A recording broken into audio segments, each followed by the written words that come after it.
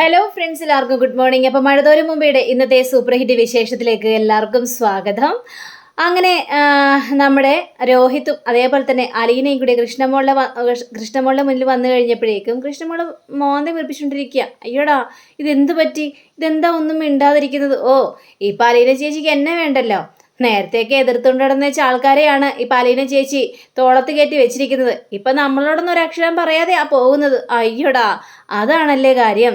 രോഹിത്തെ കേട്ടോ, ഇവളോടെ നമ്മൾ ഒരു കാര്യം പോലും പറയാതെ പോയെന്ന് അതിനാ പിണങ്ങിയിരിക്കുന്നത്. ഓ, അതിനൊന്നും അല്ല പിണങ്ങി നിൽക്കുന്നത്. പിന്നെ എന്താണാവോ? അപ്പോഴേക്കും രോഹിത്ത് കുശുമ്പാണ് ചേച്ചി, കുശുമ്പ്. ഇവൾക്കേ മുഴുത്ത കുശുമ്പ് തന്നെയാണ്. അതെ, എനിക്ക് കുശുമ്പ് തന്നെയാണ്.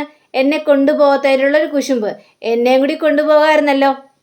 ശരണേ ചേച്ചിയുടെ വീട്ടിൽ പോയി കഴിഞ്ഞപ്പോഴേക്കും എന്നെ നിങ്ങൾ കൊണ്ടുപോയില്ല. ആരോടൊന്നും പറയാതെ ഒറ്റ പോക്കല്ലേ പോയത്. എനിക്കതിലൊക്കെ ചെറിയ വിഷമമൊക്കെ ഉണ്ടായിരുന്നു. അയ്യോ, ഇനി വിഷമിക്കേണ്ട കാര്യമൊന്നുമില്ല. ഇപ്പം ഞങ്ങൾ പോയില്ലേ, ഇനി പോകുമ്പോൾ ഏതായാലും കൃഷ്ണമോളെയും കൊണ്ട് പോകാന്നേ. അവിടെ പോയത് കൊണ്ട് ചില കാര്യങ്ങൾക്കൊക്കെ തീരുമാനമായല്ലോ. എന്ത് തീരുമാനങ്ങൾ? അല്ല, അതിരിക്കട്ടെ, നിങ്ങളോട് അവരൊന്നും പറഞ്ഞില്ലേ? ഇല്ല, ഒന്നും പറഞ്ഞില്ല. അയ്യോ, ആട്ടി പുറത്താക്കിയ പോലുമില്ല, ഒരു വഴക്ക് പോലും പറഞ്ഞില്ല. ഒരു വഴക്കും പറഞ്ഞില്ല, ആട്ടി പുറത്താക്കിയില്ല. പക്ഷേ രോഹിത്തിനോട് വലിയ സ്നേഹമാണ് അവർ കാണിച്ചത്. രോഹിത് അവരോടൊക്കെ ക്ഷമ ചോദിക്കുകയും ചെയ്തു. എല്ലാ പ്രശ്നങ്ങളും സോൾവ് ആകുകയും ചെയ്തു. ഇനി ആ കുടുംബവും ഈ കുടുംബവും തമ്മിൽ യാതൊരു പ്രശ്നവുമില്ല. നിങ്ങൾക്ക് രണ്ട് കിട്ടുമെന്നൊക്കെയാണ് ഞാൻ പ്രതീക്ഷിച്ചത്. പക്ഷേ നിങ്ങൾക്ക് കിട്ടിയില്ലല്ലേ? അമ്പടി, നീ ആള് കൊള്ളാലോ. അതൊക്കെ പോട്ടെ, എത്രയോ ക്ഷീണിച്ച് വന്നല്ലേ. നിങ്ങൾക്ക് ചായ വേണോ നാരങ്ങ വെള്ളം വേണോ?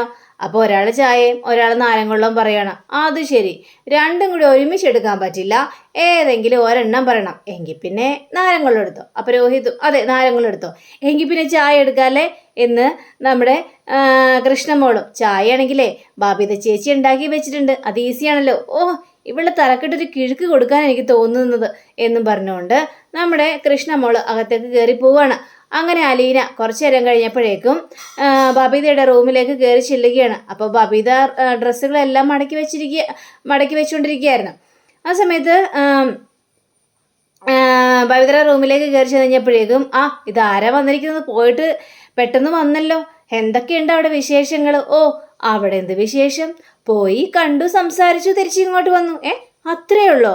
അപ്പോൾ അവിടെ പ്രശ്നങ്ങളും വഴക്കുകളും വക്കാണങ്ങളും ഒന്നും ഉണ്ടായില്ലേ? അയ്യോ, അതായിരുന്നു നിന്റെ മനസ്സിൽ അല്ലേ? അവിടെ പ്രശ്നം ഉണ്ടാക്കണം, ഞങ്ങൾ രണ്ടുപേരെയും അടിച്ച് പുറത്താക്കണം, ഇതൊക്കെയായിരുന്നു മനസ്സിലിരിപ്പ്. പക്ഷെ നടന്നില്ലല്ലേ? അയ്യോടാ, അതൊന്നും നടന്നില്ലല്ലേ? ഞാൻ വിചാരിച്ച് നിങ്ങൾ രണ്ടുപേരെയും അവരെല്ലാവരും കൂടി ചേർന്ന് അടിച്ച് പുറത്താക്കുമെന്ന്. രോഹിതേട്ടനിട്ട് രണ്ടടിയും കൊടുക്കുമെന്ന് ഞാൻ പ്രതീക്ഷിച്ചത്. അയ്യടാ, ഞാനുള്ളപ്പോഴേ രോഹിത്തിനെ അടിക്കാനായിട്ട് ഞാൻ സമ്മതിക്കോ? അത് ശരിയാ. ഉള്ള അടി മുഴുവനും, നാട്ടുകാരുടെ അടി മുഴുവനും ഇങ്ങനെ മേടിച്ചോളുമല്ലോ. അതാണല്ലോ പതിവ്. അതങ്ങനെ തന്നെയാ. അല്ലാതെ രോഹിത്തിനെ അടിക്കാനാട്ടെ ഞാൻ അവിടെ ഉള്ളപ്പോൾ സമ്മതിക്ക് പോലുമില്ല എന്നൊക്കെ പറയാ.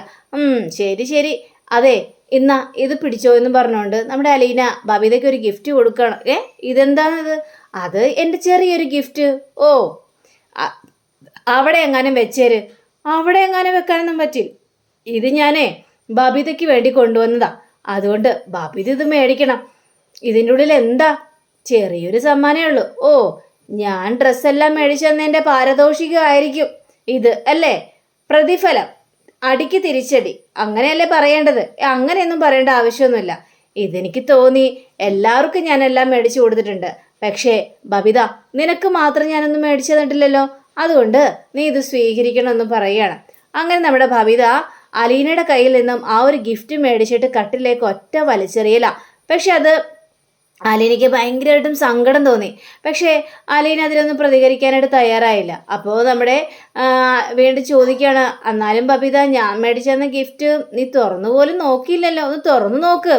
തുറന്നു നോക്കി വെക്കോളാം. എന്തിനിപ്പം ധൃതി പിടിക്കുന്നത്? എനിക്ക് സമയം കിട്ടുമ്പോൾ തുറന്നു നോക്കിക്കോളാം. പോയി ഫ്രഷ് ആക്, കുളിക്ക്.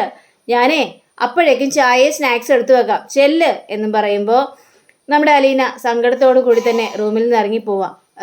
അലീന റൂമിൽ നിന്ന് ഇറങ്ങിപ്പോയ ഉടനെ ബബിത ഓടി ചെന്നിട്ട് അതെന്ത് ഗിഫ്റ്റാണെന്ന് നോക്കാം. അത് നോക്കിക്കഴിഞ്ഞപ്പോഴും നല്ലൊരു അടിപൊളി ചുരിദാറാ. അത് കണ്ടുകഴിഞ്ഞപ്പോഴേക്കും ബബിതയ്ക്ക് ഭയങ്കര സന്തോഷം തോന്നിക്കുക. ആ ഗിഫ്റ്റ് തന്നെ നെഞ്ചോട് ചേർത്ത് പിടിച്ചിട്ട് നമ്മുടെ ബബിത ഇരുന്ന് കരയാണ്. അലീന ചേച്ചിയാണല്ലോ ഗിഫ്റ്റൊക്കെ മേടിച്ചു തന്നത് എന്നൊക്കെ ആലോചിച്ച് കഴിഞ്ഞപ്പോഴേക്കും വളരെയേറെ സന്തോഷം തോന്നി നമ്മുടെ ബബിതയ്ക്ക്. അങ്ങനെ അലീന നേരെ ഇതിൻ്റെ അടുത്തേക്ക് ചെല്ലുകയാണ്, അതായത് അച്ഛൻ്റെ അടുത്തേക്ക് ചെല്ലുക, ബാലേന്ദ്രൻ്റെ അടുത്തേക്ക്. അങ്ങനെ ബാലേന്ദ്രൻ്റെ അടുത്തേക്ക് ചെന്ന് കഴിഞ്ഞപ്പോഴേക്കും അച്ഛാ ആഹാ എന്താ പോയ കാര്യമൊക്കെ എന്തായി? പോയ കാര്യമൊക്കെ നല്ല സക്സസ്ഫുള്ളായിട്ട് തന്നെ നടന്നു. അവർക്കെല്ലാം രോഹിത്തിനെ വലിയ ഇഷ്ടമായി. രോഹിത് ഒരു തെറ്റും ചെയ്തിട്ടില്ലെന്ന്, രോഹിത് നിഷ്കളങ്കനാണെന്നൊക്കെ അവർക്ക് മനസ്സിലായി. പിന്നെ രോഹിത്തെ അവരോടൊക്കെ മാപ്പ് പറയുകയും ചെയ്തു. അങ്ങനെയൊക്കെ നടന്നോ? പിന്നെ അല്ലാതെ ഞാനല്ലേ കൂടെ പോയത്. അത് ശരിയാ, നീ കൂടെ പോയാലേ രോഹിത് അതല്ല അതിനപ്പുറവും പറയും. എല്ലാവരുടെയും മനസ്സ് മാറ്റിയെടുക്കാനുള്ള കഴിവൊക്കെ അലീന നിനക്കുണ്ടെന്നൊക്കെ ബാലേന്ദ്രൻ പറയാം. പക്ഷേ അതൊന്നും കൊണ്ടൊന്നും കാര്യമായില്ലല്ലോ അച്ഛാ. ഞാനാണ് ഇവിടുത്തെ എല്ലാവരുടെയും പ്രശ്നക്കാരി. നീ എങ്ങനെ പ്രശ്നക്കാരിയാവുന്നത്? ഇപ്പം എല്ലാവർക്കും നിന്നെ വലിയ കാര്യമല്ലേ, എല്ലാവരും നിന്റെ സപ്പോർട്ടായിട്ട് തന്നെ നല്ല നടക്കുന്നത്. പിന്നെ എങ്ങനെ നീ പ്രശ്നക്കാരിയാവും അലീന എന്ന് ചോദിക്കുക. ഞാനിവിടെ നിന്ന് പോകണം അച്ഛാ, എന്നാലേ പ്രശ്നങ്ങൾ തീരുള്ളൂ. അവരെന്നോട് സ്നേഹം കാണിക്കും ഇതൊക്കെ ചെയ്യുന്നുണ്ട്. പക്ഷേ എന്നാലും അങ്ങനെയല്ലല്ലോ, മേഡം ഇപ്പം ഇവിടെ ഇല്ലല്ലോ. ഞാൻ പോയാൽ മാത്രമേ മേഡം ആ വീട്ടിൽ നിന്ന് തിരിച്ചു വരുള്ളൂ. അതുകൊണ്ട് എനിക്ക് പോയേ മതിയാവുള്ളൂ അച്ഛ. ഇത് കഴിഞ്ഞപ്പോഴേക്കും അത് ശരി, അപ്പോൾ മേഡത്തിന് വേണ്ടി ഈ അച്ഛനെ ഉപേക്ഷിച്ച് പോകാനായിട്ട് അലീന തയ്യാറാണല്ലേ എന്നൊക്കെ ചോദിക്കുമ്പോൾ അങ്ങനെയല്ലല്ലോ അച്ഛ, അച്ഛന് കാര്യങ്ങളെല്ലാം അറിയാലോ, എല്ലാം വിശദമായിട്ടും അറിയാം. പക്ഷേ മേഡത്തിന് ഒരു സത്യാവസ്ഥ അറിയില്ല, എന്താണ് നടക്കുന്നത്, എന്താണ് യാഥാർത്ഥ്യം എന്നൊന്നും മേഡത്തിന് അറിയില്ല. അതുകൊണ്ട് തന്നെ മേഡം ഞാനുള്ളത് കൊണ്ട് ഇങ്ങോട്ട് വരാത്തത്. മേഡം ഇങ്ങോട്ട് വരണം, എന്നാലല്ലേ മക്കൾക്കൊക്കെ സന്തോഷമാവുള്ളൂ. അല്ലെങ്കിൽ അമ്മയില്ലാത്ത വീടെന്ന് പറഞ്ഞ് വല്ലാത്തൊരവസ്ഥയായിരിക്കുമല്ലേ അച്ഛ എന്നൊക്കെ പറയാം. അപ്പം ഈ അച്ഛനെ ഉപേക്ഷിച്ച് പോകാനായിട്ട് നീ തയ്യാറാണല്ലേ? ഇപ്പം എല്ലാവരും ഒന്നുകൂടി നീ നിൻ്റെ അമ്മയ്ക്ക് വേണ്ടി പോരാടുന്നു, പക്ഷേ എന്നെ ഉപേക്ഷിച്ചു അല്ലേ? ഞാൻ ഇത്രയും നാൾ സ്നേഹിച്ച് നടന്നിട്ട് എന്നെ ഉപേക്ഷിച്ചിട്ട് പോവുകയാണല്ലേ അച്ഛാ? അങ്ങനെ പറയില്ല അച്ഛാ, അങ്ങനെ കരുതരുത് അച്ഛാ. ഒരു കുടുംബത്തിൻ്റെ നന്മയ്ക്ക് വേണ്ടിയാണ് ഞാൻ ഈ കാര്യങ്ങളൊക്കെ ചെയ്യുന്നത്. വരട്ടെ, മേഡം വന്നിട്ട് സന്തോഷത്തോടെ ഇവിടെ ജീവിക്കാൻ പറ്റുമെങ്കിൽ ജീവിക്കട്ടെ. അച്ഛനിനി മേഡത്തെ ഒരു ഭാര്യയായിട്ടോ അല്ലെങ്കിൽ ഒരു കുടുംബജീവിതം നയിക്കാൻ പറ്റില്ലെന്ന് എനിക്ക് നന്നായിട്ട് തന്നെ അറിയാം. ആ ഒരു സിറ്റുവേഷനിലാണല്ലോ കാര്യങ്ങളെല്ലാം മുന്നോട്ട് പോകുന്നത്. പക്ഷേ ഞാൻ പോയിട്ടുണ്ടെങ്കിൽ മേഡം വരുമെങ്കിൽ ഈ കുടുംബത്തിൽ സമാധാനം ഉണ്ടാകുമെങ്കിൽ അതല്ലേ അച്ഛാ നല്ലത് എന്ന് പറയാം. ഇത് കേട്ട് കഴിഞ്ഞപ്പോഴേക്കും നീ അങ്ങനെ പോയേ ശരിയാകോ അലീന? നീ ഇവിടെ നിന്ന് ഇറങ്ങി പോയി കഴിഞ്ഞിട്ടുണ്ടെങ്കിൽ അവരൊക്കെ എന്ത് വിചാരിക്കും? സ്വന്തം അച്ഛൻ മകളെ ഇറക്കി വിട്ടു എന്നല്ലേ വിചാരിക്കുള്ളൂ. അവർക്ക് ഡൗട്ട് തോന്നൂല്ലേ, അച്ഛൻ എന്തുകൊണ്ട് മകളെ പിടിച്ചു നിർത്തിയില്ല എന്നൊക്കെ ഒരു ചോദ്യം വരില്ലേ? ഇത് കേട്ട അലീന കരയുക. അപ്പം അലീന കരഞ്ഞുകൊണ്ട് തന്നെ ബാലേന്ദ്രനോട് പറയാണ്, അച്ഛാ കൃഷ്ണമോൾക്ക് സത്യാവസ്ഥ എന്താണെന്നറിയാം, ഞാൻ അച്ഛൻ്റെ മോളല്ല എന്ന്. അതേപോലെ തന്നെ രോഹിത്തിനും സത്യങ്ങൾ അറിയാം. ഇത് കേട്ടാര് ബാലേന്ദ്രന് കാലി വരികയാണ്. രോഹിത്തിന് സത്യങ്ങൾ അറിയാമെന്നോ? എങ്ങനെ അറിയാം? ആര് പറഞ്ഞു എന്നൊക്കെ ചോദിച്ചപ്പോഴേക്കും അച്ഛാ അതെനിക്ക് പറയേണ്ടി വന്നു അച്ഛാ, ഞാൻ അച്ഛൻ്റെ മോളല്ല എന്ന് എനിക്ക് പറയേണ്ടി വന്നു. ഇത് കേട്ട ബാലേന്ദ്രൻ കാലി തുള്ളി വല്ലാത്തൊരവസ്ഥ നിൽക്കുകയാണ്. ആഹാ, അത് ശരി, അപ്പോൾ സത്യാവസ്ഥ അവനോട് പറഞ്ഞു അല്ലേ? അപ്പം ഞാൻ ആരായി? ഒന്നിനും കൊള്ളില്ലാത്തവൻ, മറ്റുള്ളവരുടെ മുന്നിൽ നാടകം കളിച്ച് അച്ഛൻ ചമഞ്ഞ ഒരു വിഡ്ഢി അല്ലേ?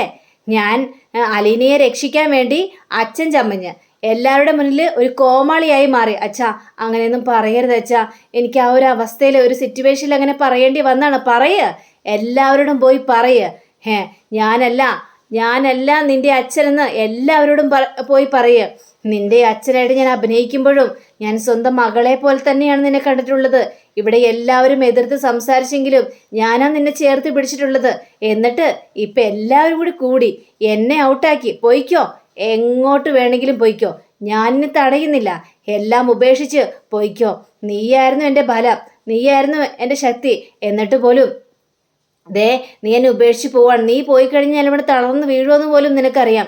ഇപ്പതേ എല്ലാവരോടും പോയി സത്യങ്ങൾ പറഞ്ഞിരിക്കുന്നു.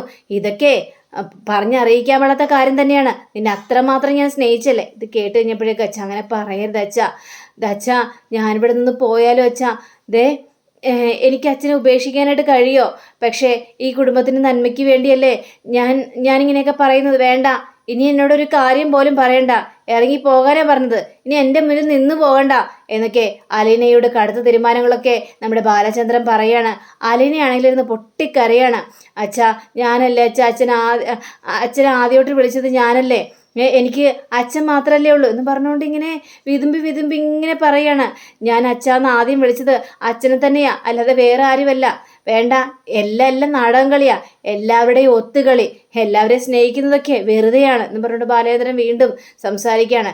ഈ സമയം തന്നെ നമ്മുടെ രോഹിത്തും കൃഷ്ണമോളൊക്കെ ഇങ്ങനെ സംസാരിക്കുക. അപ്പോൾ ഈ നമ്മുടെ ബബിത വന്നു കഴിഞ്ഞപ്പോഴേക്കും അലീന കരഞ്ഞുകൊണ്ട് ഇറങ്ങുന്ന സീനാ കാണുന്നത്. ഇത് കണ്ടു കഴിഞ്ഞപ്പോഴേക്കും ബബിത ചോദിക്കുകയാണ്, എന്തു പറ്റി, എന്തിനാ കരയുന്നത് എന്ന് ചോദിച്ചപ്പോഴേക്കും ഒന്നുമില്ല, ഞാൻ കരഞ്ഞില്ല, കണ്ണിലൊരു കരട് പോയതാണ്. കള്ളം പറയാൻ നന്നായിട്ട് അറിയാം അല്ലേ? ഉള്ളിലുള്ള സങ്കടങ്ങളെല്ലാം മറ്റുള്ളവരോട് പറയില്ലല്ലേ? മറ്റുള്ളവരുടെ സങ്കടം തീർക്കാൻ വേണ്ടി പാഞ്ഞോടി നടക്കുമല്ലോ, സ്വന്തം സങ്കടം എന്താ മറ്റുള്ളവരോട് പറയാത്തത്? പക്ഷേ അലീന അതിനൊന്നും മറുപടി കൊടുക്കാതെ നേരെ റൂമിലേക്ക് കയറി പോവുകയാണ്. ബബിതയ്ക്ക് എന്തൊക്കെയോ ഡൗട്ട് തോന്നുക. ബബിത നേരെ കൃഷ്ണമ്മളുടെ അടുത്തും അതേപോലെ തന്നെ രോഹിത്തിനോട് ചെന്ന് പറയുകയാണ്, അലീന ചേച്ചി കരഞ്ഞുകൊണ്ടാണ് അവിടെ നിന്ന് ഇറങ്ങിയതെന്ന്. ഇത് കേട്ട് കഴിഞ്ഞപ്പോഴേക്കും അലീന ചേച്ചി കരഞ്ഞെന്നോ, എന്നിട്ട് കാര്യം എന്താണെന്ന് ചോദിച്ചില്ലേ? ചോദിച്ചു, പക്ഷെ അലീന ചേച്ചി ഒന്നും പറഞ്ഞൊന്നുമില്ല. അപ്പോൾ കൃഷ്ണമോള് അങ്ങനെയാണെങ്കിലേ അലീന ചേച്ചി പോകുന്ന കാര്യം അച്ഛനോട് പറഞ്ഞിട്ടുണ്ടാവും, അച്ഛന് സമ്മതിച്ചു കാണില്ല, അതുകൊണ്ടായിരിക്കും കരഞ്ഞത്. അപ്പോൾ നമ്മുടെ രോഹിത്താണെങ്കിൽ അതല്ല, ഇങ്ങനെ പോകുന്ന കാര്യം സീരിയസ് ആയിട്ട് എടുക്കേണ്ട ആവശ്യമുണ്ടോ? ചിലപ്പോൾ പോകും എന്നല്ലേ പറഞ്ഞുള്ളൂ, പോകുന്ന കാര്യം ഉറപ്പിച്ചിട്ടൊന്നുമില്ലല്ലോ. തീരെ കൃഷ്ണമോളില്ല, അലീന ചേച്ചി ഒരു തീരുമാനം എടുത്തു കഴിഞ്ഞിട്ടുണ്ടെങ്കിലേ പോകുമെന്ന് പറഞ്ഞാൽ പോകും. അത് കാര്യമായിട്ട് തന്നെ അലീന ചേച്ചി പറഞ്ഞത്. ഇപ്പം നമ്മുടെ ബബിതയാണെങ്കിൽ അല്ല എന്തിനാ പോകുന്നത്, അച്ഛനോട് പോകട്ടെ എന്ന് ചോദിച്ചു, അച്ഛൻ വേണ്ടാന്ന് പറഞ്ഞു. അങ്ങനെയാണെങ്കിൽ അലീന ചേച്ചിക്ക് ഇവിടെ തന്നെ പിടിച്ചു നിന്നാൽ പോരെ? അതെ, അത് തന്നെയാണ് എല്ലാവരും പറയുന്നത്, അലീന ചേച്ചിക്ക് ഇവിടെ നിന്നാൽ പോരെ. അച്ഛന് വേണ്ടിയാണ് ഈ കുടുംബത്തിൽ എല്ലാ കാര്യങ്ങളും പറഞ്ഞനുസരിച്ച് അലീന ചേച്ചി ഇവിടെ നിന്നത്. ഇപ്പം അലീന ചേച്ചിക്ക് പോകണമെന്ന് തോന്നി പോകാനായിട്ട് പോകുന്നു. അപ്പോഴേക്കും ഇതേ അനുസരണക്കേടാണെന്ന് എനിക്ക് തോന്നുന്നത് എന്ന് ബബിത പറയാ. അനുസരണക്കേടോ? അങ്ങനെ അച്ഛനെ അനുസരിക്കാതെ അലീന ചേച്ചി എപ്പോഴെങ്കിലും നിന്നിട്ടുണ്ടോ? ഇല്ലല്ലോ. അച്ഛൻ പറയുന്ന ഓരോ കാര്യങ്ങളും അനുസരിച്ചിട്ട് മാത്രമല്ലേ അലീന ചേച്ചി നിന്നിട്ടുള്ളൂ. എന്നിട്ടാണോ സ്വന്തം അച്ഛനല്ലേ അലീന ചേച്ചിയുടെ, എന്നിട്ട് അലീന ചേച്ചി എന്തുകൊണ്ട് സ്വന്തം അച്ഛനെ ധിക്കരിക്കുന്നു? അപ്പോൾ അപ്പോഴത്തേക്ക് രോഹിത്താണെങ്കിൽ അല്ല, സ്വന്തം അച്ഛനല്ല അലീന ചേച്ചിയുടെ. ഇത് കേട്ട കൃഷ്ണമോളും അതേപോലെ തന്നെ ബബിതയും ഞെട്ടിപ്പോവാ. കൃഷ്ണമോൾക്ക് സത്യങ്ങൾ അറിയാം, പക്ഷെ ബബിതയ്ക്ക് സത്യങ്ങൾ അറിയില്ല, ആ ഒരു ഞെട്ടല. അപ്പോൾ രോഹിത്തിനെ പറയാണ്, അതെ അലീന ചേച്ചി അച്ഛൻ്റെ മോളല്ലെന്നേ. അച്ഛൻ്റെ മോളല്ലെന്നോ? അപ്പോൾ അച്ഛൻ തന്നെയല്ലേ പറഞ്ഞത് അച്ഛൻ്റെ മോളാണെന്ന്? അതൊക്കെ വെറുതെ പറഞ്ഞതാ. അലീന ചേച്ചിയുടെ അച്ഛനല്ല നമ്മുടെ അച്ഛൻ. ഇത് കേട്ട് കഴിഞ്ഞപ്പോഴേക്കും ബബിത ഷോക്കായിട്ട് ഇങ്ങ് നിൽക്കുക. അപ്പം അങ്ങനെയും കാണിച്ചുകൊണ്ടാണ് നമ്മുടെ ഇന്നത്തെ റിവ്യൂടെ അവസാനിച്ചിരിക്കുന്നത്. അടുത്ത റിവ്യൂവിനെ കാത്തിരിക്കുക, സബ്സ്ക്രൈബ് ചെയ്യുക. എല്ലാവർക്കും നല്ലൊരു ദിനം ആശംസിച്ചു. നമസ്കാരം. Thank you. ബൈ.